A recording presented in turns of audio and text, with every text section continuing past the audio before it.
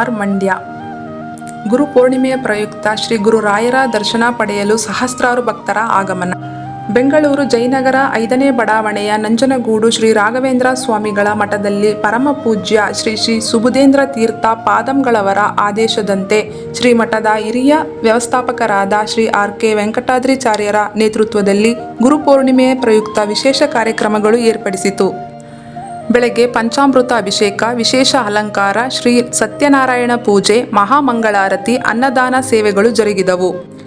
ಬೆಳಗ್ಗೆ 5 ಗಂಟೆಯಿಂದಲೇ ಭಕ್ತಾದಿಗಳು ಗುರುಗಳ ದರ್ಶನಕ್ಕೆ ಬರಲು ಪ್ರಾರಂಭಿಸಿದರು. ಮಧ್ಯಾಹ್ನ 3 ಗಂಟೆಯವರೆಗೂ ಸುಮಾರು 10,000ಕ್ಕೂ ಹೆಚ್ಚಿನ ಭಕ್ತಾದಿಗಳು ಸೇರಿ ಗುರುಗಳ ದರ್ಶನ ಪಡೆದು ಅವರ ಅನುಗ್ರಹಕ್ಕೆ ಪಾತ್ರರಾದರು ಎಂದು ಶ್ರೀ ನಂದಕಿಶೋರ್ ಆಚಾರ್ಯರು ತಿಳಿಸಿದರು.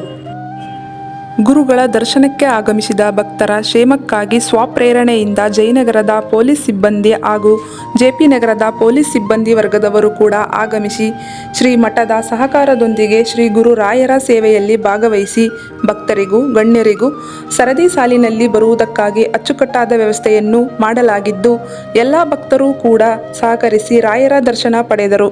ಪ್ರಸಾದವನ್ನು ಸ್ವೀಕರಿಸಿ ಶ್ರೀ ರಾಯರ ಅನುಗ್ರಹಕ್ಕೆ ಪಾತ್ರರಾದರು. ಈ ಅಚ್ಚುಕಟ್ಟಾದ ವ್ಯವಸ್ಥೆಯನ್ನು ಕಂಡ ಭಕ್ತರು ಶ್ರೀ ಗುರು ರಾಯರ ಆರಾಧನೆಯೋ ಎಂಬಂತೆ ಭಾಸವಾಗುತ್ತಿತ್ತು ಎಂದು ಸಂತೋಷವನ್ನು ವ್ಯಕ್ತಪಡಿಸುತ್ತಾ ಗುರು ರಾಯರ ಅನುಗ್ರಹಕ್ಕೆ ಪಾತ್ರರಾದರು.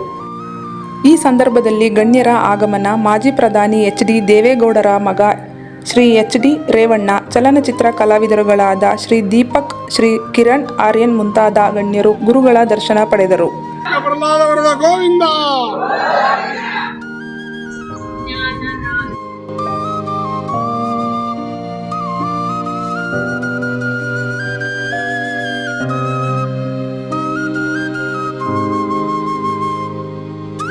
ವೀಕ್ಷಕರೇ, ವಿಕೆ ಡಿಜಿಟಲ್ ನ್ಯೂಸ್ ಯೂಟ್ಯೂಬ್ ಚಾನಲ್ ಅನ್ನು ಲೈಕ್ ಮಾಡಿ, ಸಬ್ಸ್ಕ್ರೈಬ್ ಮಾಡಿ ಮತ್ತು ಹೆಚ್ಚಿನ ಜನರಿಗೆ ಶೇರ್ ಮಾಡಿ.